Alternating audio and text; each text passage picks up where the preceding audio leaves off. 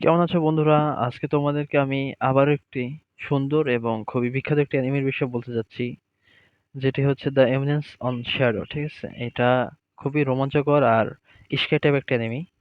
কাহিনীর শুরুতে আমরা দেখতে পারি একটা মেয়ে ঘুমাচ্ছে, যেটা আমাদের এখানে প্রথম এপিসোডের মেন ক্যারেক্টার বলা যায়। এর পরের সিনে ওর আশেপাশের পরিবেশ, ওর ঘর, ওর অন্যান্য জিনিস যেগুলো আছে এগুলো দেখায় আমাদের। এভাবেই ওর ঘরের জানালা। এরপরে দেখায় যে মেয়েটি গোসল করতেছে, তারপর আয়নায় নিজেকে দেখতেছে আর মনে মনে কিছু ভাবতেছে। আহা, গোসল করায় কি শান্তি। এরপরে দেখায় ও আয়নায় নিজের দিক তাকিয়ে আসে এবং মনে মনে কিছু ভাবতেছে। তো ওর মনটা খুব খারাপ, কারণ ওর অতীতের কিছু খারাপ কাহিনী মনে পড়ে যায়। তারপরে সিনে ও রেডি হয় স্কুলে যাওয়ার জন্য। আর ওর ড্রাইভার ওকে জিজ্ঞাসা করে যে, ম্যাম, সব কিছু কি ঠিক আছে? তো ও একটা দীর্ঘ শ্বাস নেয় এবং শ্বাস নিয়ে হ্যাঁ বলে যে আমি ঠিক আছি। তো তারপর সিনে এইভাবে দেখায় যে ও স্কুলে একটা বড় গাড়ি নিয়ে আসে আর হাসি খুশি মুখে স্কুলে প্রবেশ করে। তো এই অবস্থায় সবাই দিক তাকিয়েও থাকে।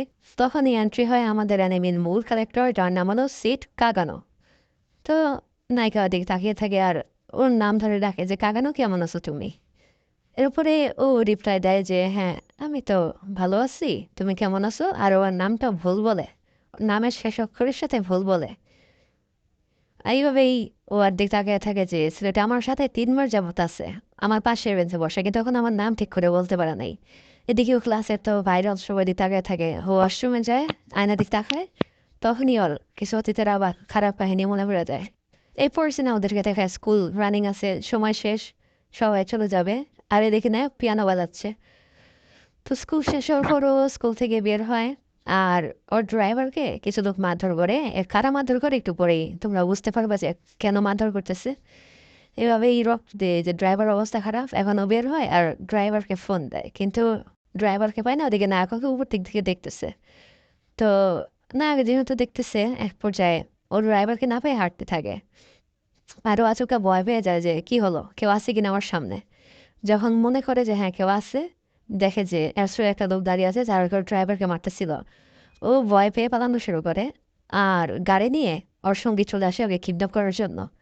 এই সময় নায়িকা বলতে থাকে, না আবার না, কারণ ওই যে ছোটবেলায় যে আয়নায় দেখে ভয় পাচ্ছিল, ওই একই সিন ওর সাথে আবার হচ্ছে, ওরে আবার কিডন্যাপ করা হয়। এই সিনটা আমার নায়ক দেখে।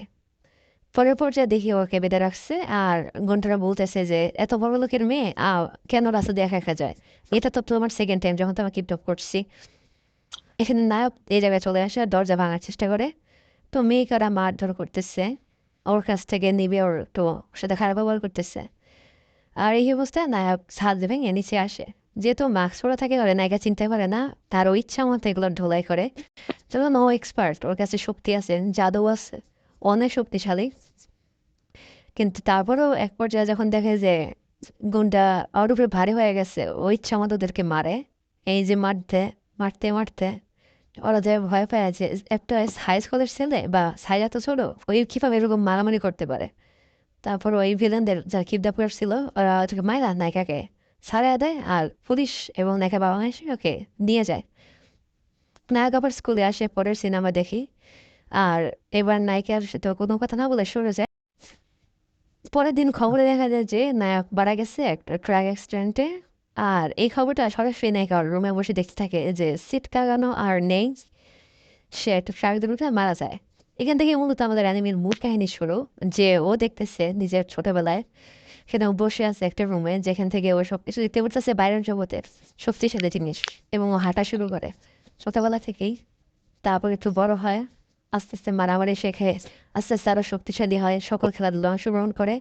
ও জানতো যে ওর মৃত্যু হবে, তারপরেও সবাইকে অ্যাভয়েড করে। আর আমাদের মূল ক্যারেক্টার যে শ্যাডো, তার কাহিনী শুরু। এই হচ্ছে আমাদের মূল কাহিনী, এখান থেকে শুরু।